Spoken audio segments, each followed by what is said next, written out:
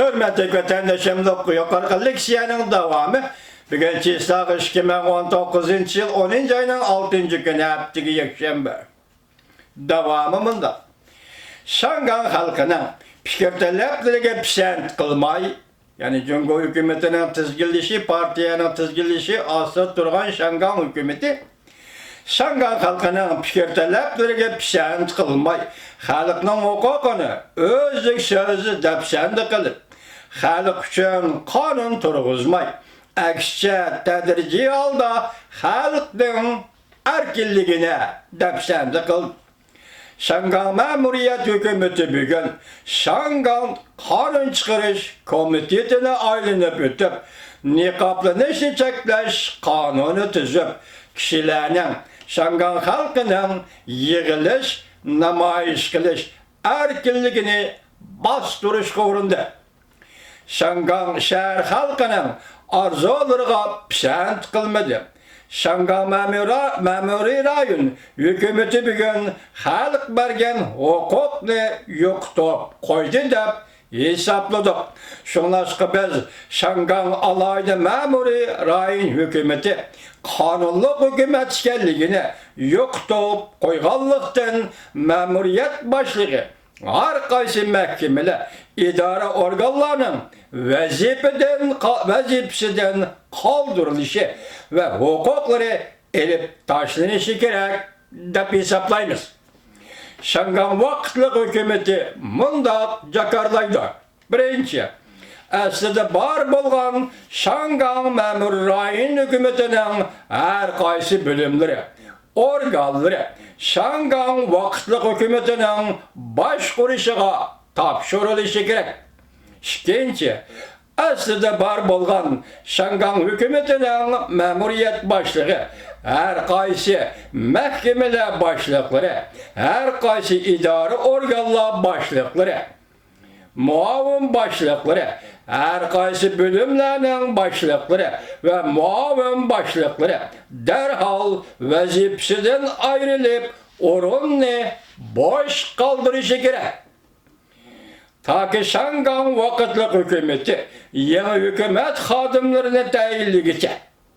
Üçüncü, her kaysi bölümle 2018 yıldan başlap Şangan Memuriyet Hükümeti ilan kılgan barlık yeni siyasetlerge her dereceli hadimler özlerinin ornunu saklap duruşu ve her kaysi bölümlerinin kündülük hizmet tertiplerini saklap duruşları gerek. Kaçani ki yeni kuturaş çıkarılgıça. Dördüncü, Şangan vakıtlık belgelik vakti. Geçirimler Şangan vakıtlık hükümetinin belgelik vakti. 5 yıl buldu. Belgelenge vakti 5 yıl buldu. Ya ki ve ta ki o halk namzat görüştü. Umumi hükümet tüzümünü ve hükümet başlığını umumi sayılam arkalı sayılap çıkacak. En kısa vakit ölçem kılınır. Beşinci, Şangan Vakıtlık Hükümeti başlığı ve her kaysi bölümlerde vakıtlık tayinlengen emeldarlar ulanın vazife üteş müddeti toşkandan keyin ebediye yani Şangan hükümet organları da ve ammi başkuruş organları da maaş alınılan siyaset belgeleydiğin vazife ötemeydi. Altıncı, Şangan kanunlarının her kaysi maddeleri vakıtlık saklap kelinidir. Ta ki Şangan Vakıtlık Hükümeti yeni kanun ilan kılgıça. Yedinci, Şangan Kanun Çıkarış Komiteti tarqıtılıp bitidi. 3 ay vaqt içinde Kanun Çıkarış Komiteti saylap çıkarıldı. Bir yıldan keyin Kanun Çıkarış Komiteti qayta saylanadi.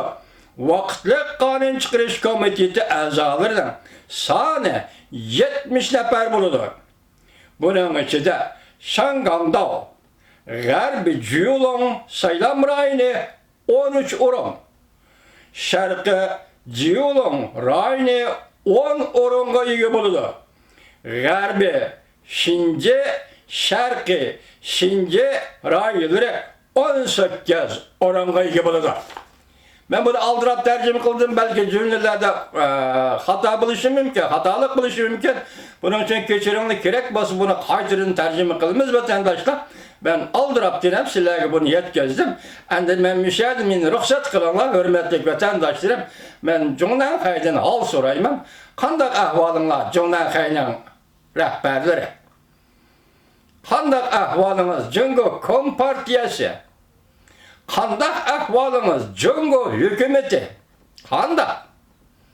Ahvalınla kandak. Hazır Şangang'da vakitlik hükümet kuruldu. Eytip birinler ki, biz vatanımızdan qoğulun musafir boğan Uygurlarga eytip birinler ki, Şangang'da qaysi hükümetni itiraf kılaydı?